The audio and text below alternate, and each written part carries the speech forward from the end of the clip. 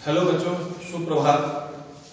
आज हम लोग जो है पाठ 9 की जो कविता है एक माँ की बेबसी, उसके बारे में पढ़ने जा रहे हैं। एक माँ की बेबसी। सबसे पहले आप लोगों को बेबसी का अर्थ समझ में आना चाहिए। बेबसी क्या होता है? बेबसी का अर्थ है लाचारी। बेबसी का अर्थ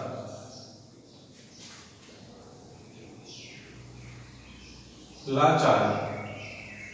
बेबसी का अर्थ होता है लाचारी, चाहते हुए भी कुछ न कर पाना, इसे कहते हैं लाचारी। तो एक माँ की बेबसी के बारे में इस पाठ में बताया गया है। इस कविता के रचयिता का नाम है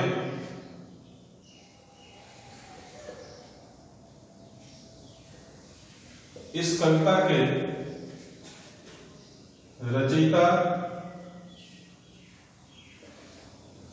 हैं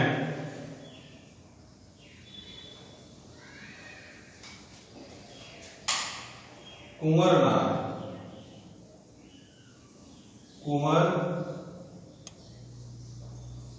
नारायण। इस कविता को लिखने वाले जो कवि हैं उनका नाम है कुंवर नारायण। उन्होंने अपने बाल अवस्था में घटित एक घटना को कविता के रूप में लोगों के सामने प्रस्तुत किया है। उसी के बारे में आज हम लोग पढ़ने जा रहे हैं। एक माँ की बेबसी।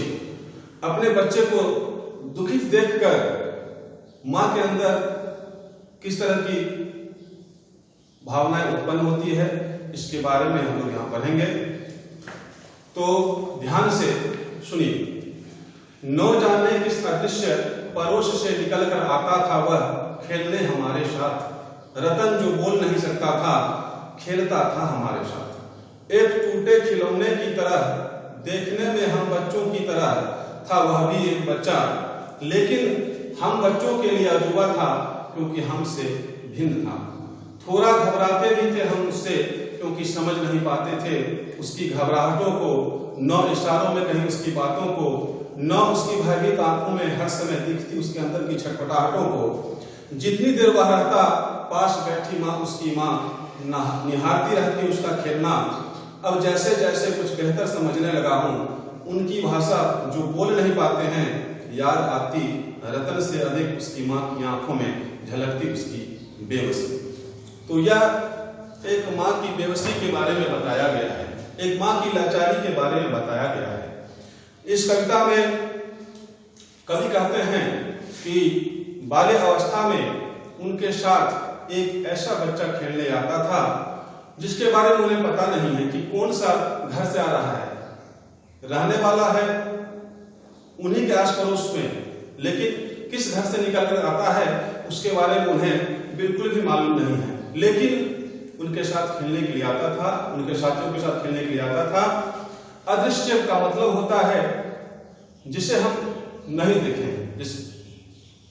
वो बच्चा किस घर से आता था उन्होंने कभी देखा नहीं कि कौन सा घर से निकल कर आता है, इसलिए अदृश्य पड़ोस कहा गया है। पड़ोस होता है अपने अगल बगल के जो घर हैं, आसपास की जगह है, उसे पड़ोस कहा जाता है। अदृश्य पड़ोस इसलिए कहा गया है कि वो बच्चा किस घर से निकल कर आता है इसके बारे में उन्हें मालूम नहीं था। न जाने किस अदृश्य पड़ोस से निकल कर आता था वह खेलने हमारे साथ। वह हमारे साथ खेलने आता था। रतन उस बच्चे का नाम है जो बोल नहीं सकता था। उसकी शारीरिक सभी अंग ठीक है, लेकिन कमियां यह थी कि वह बोल नहीं सकता था, लेकिन फिर भी उन बच्चों के साथ खेलने के लिए आता था। कभी और उनके साथियों के साथ खेलने के लिए आता था।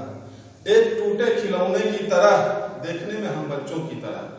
उस बच्चे को टूटे खिलौने कहा गया है क्योंकि उसका शरीर का एक अंग जो है वो काम नहीं करता है, उसके कंठ में स्वर नहीं है, इसीलिए उस बच्चे को एक टूटे खिलौने से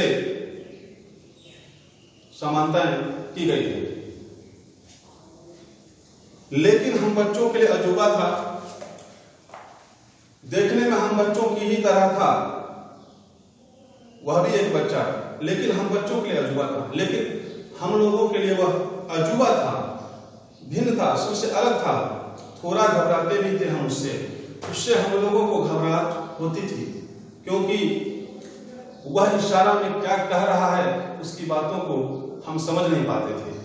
उसके अंदर में जो छटपटाहट है उसकी भावना को हम समझ नहीं पाते थे, इसलिए उसके साथ खेलने में कवि और उनके साथियों को घबराहट होती थी, लेकिन फिर भी वे उनके साथ खेलते थे।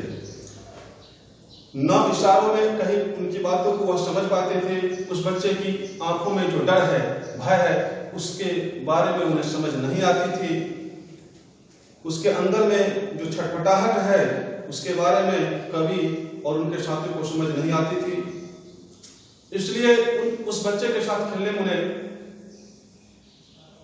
घबराहट होती थी। जब तक वह बच्चा कवि और उनके साथियों के साथ खेलता था, उसकी माँ बगल में बैठकर उसे निहारती रहती थी, उसे देखती रहती थी, क्योंकि वह बच्चा बोल नहीं सकता है, इसलिए अपने मन की भावनाओं को दूसरे बच्चों के साथ आदान प्रदान नहीं कर सकता है, इसलिए उसे किसी प्रकार का तकलीफ ना हो, कोई बच्चे उसके साथ कोई छेड़खानी ना करे, इसलिए उसकी माँ तब तक वहां बैठी रहती थी जब तक वह बच्चा खेलता रहता था। उस समय कभी छोटे थे, इसलिए उतनी समझ उनको नहीं थी, लेकिन जब वो बड़े हो चुके हैं तब यह घटना उन्हें याद आती है बचपन की, और उस बच्चे से ज्यादा उसकी माँ की याद आती है, जो अपने बच्चे की कंठ में स्वर न होने के कारण दुखित रहती थी, अपने आप को लाचार समझती थी।